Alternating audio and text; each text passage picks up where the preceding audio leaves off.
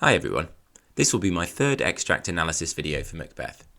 These videos provide in-depth analysis of key extracts from the play to help you prepare for producing detailed explorations of the texts for English literature study at GCSE.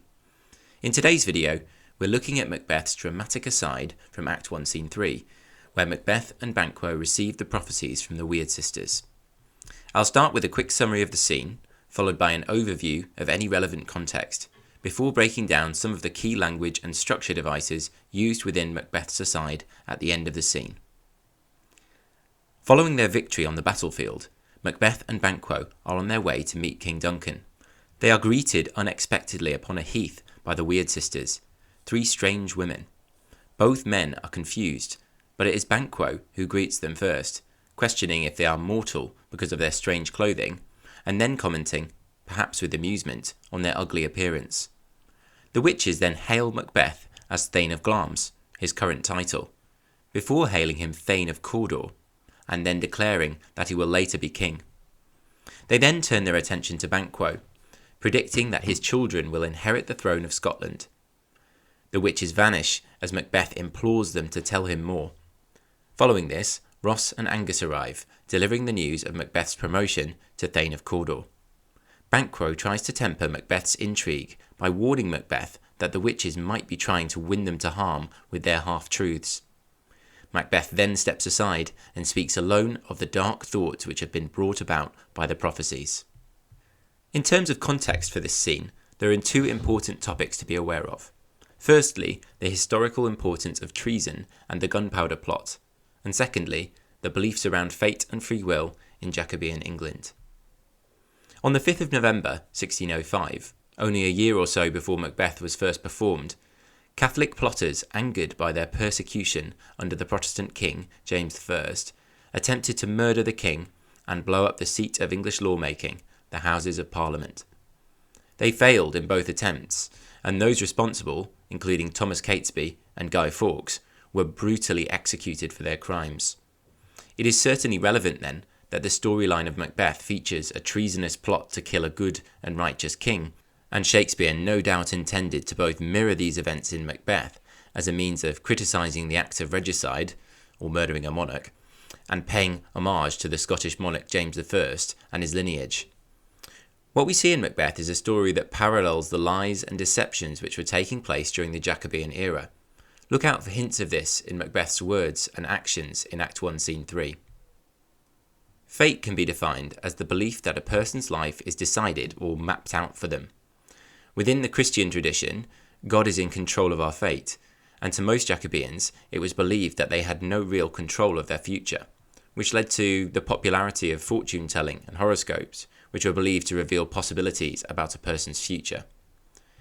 The superstitions surrounding witchcraft in Shakespeare's times included the idea that witches could foretell or perhaps even influence the fate of an individual.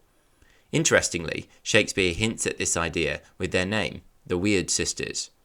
The adjective weird actually comes from an old Anglo-Saxon word, weird, spelled with a Y, which denoted fate or destiny.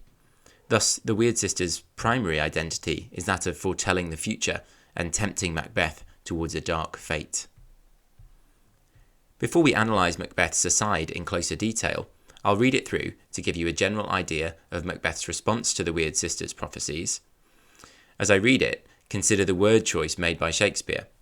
Which words have evil or mysterious connotations? What does this tell us about Macbeth's state of mind? Two truths are told as happy prologues to the swelling act of the imperial theme. I thank you, gentlemen. This supernatural soliciting cannot be ill, cannot be good. If ill, why hath it given me earnest of success, commencing in a truth? I am Thane of Cawdor. If good, why do I yield to that suggestion whose horrid image doth unfix my hair, and make my seated heart knock at my ribs against the use of nature? Present fears are less than horrible imaginings. My thought, whose murder yet is but fantastical, shakes so my single state of man that function is smothered in surmise, and nothing is but what is not.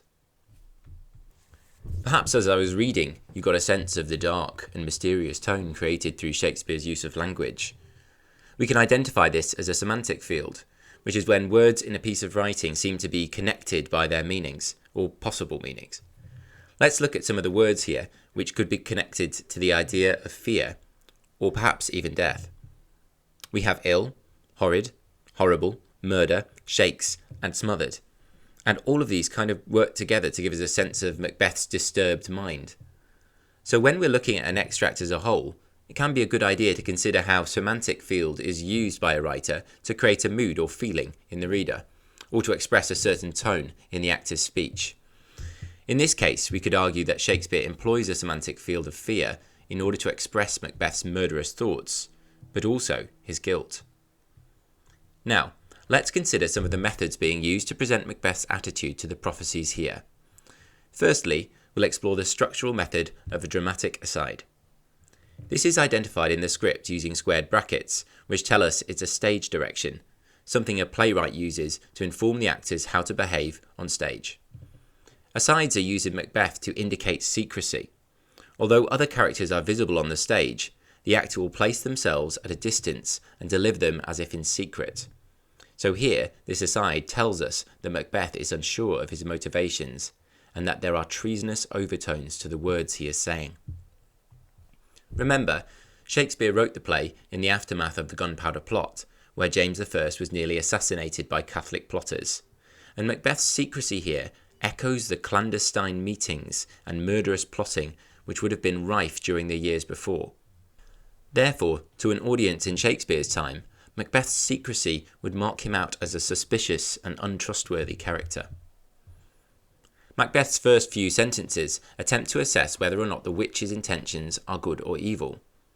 The phrase, "this supernatural soliciting," basically means this mysterious news, but Shakespeare cleverly uses sibilants, the repetition of the S sound in closely connected words, to create a sinister mood.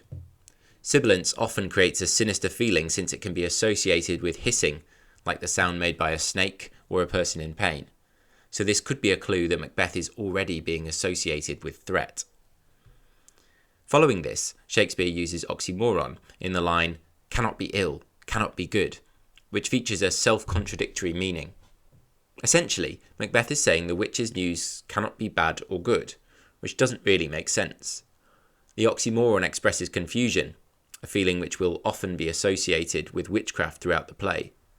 Remember the witch's paradoxical spell in Act 1, Scene 1? Fair is foul and foul is fair. Well, Macbeth's confusion here structurally parallels the paradox uttered at the start of the play, and provides a strong suggestion that Macbeth is somehow connected to the witches, or that they are controlling his fate.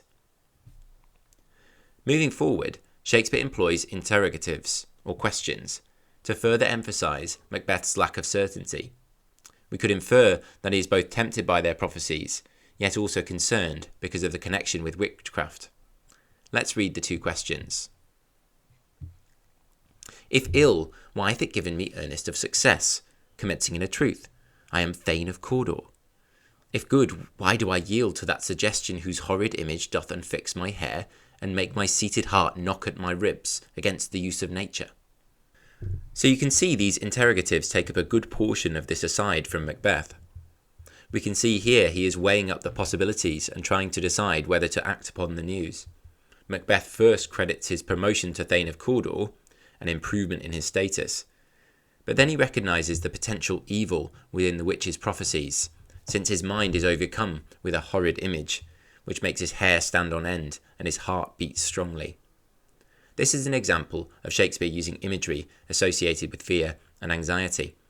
The image of hair standing on end and the sound of a beating heart can be associated with heightened tension, which hints at the dark and murderous thoughts which are distressing Macbeth.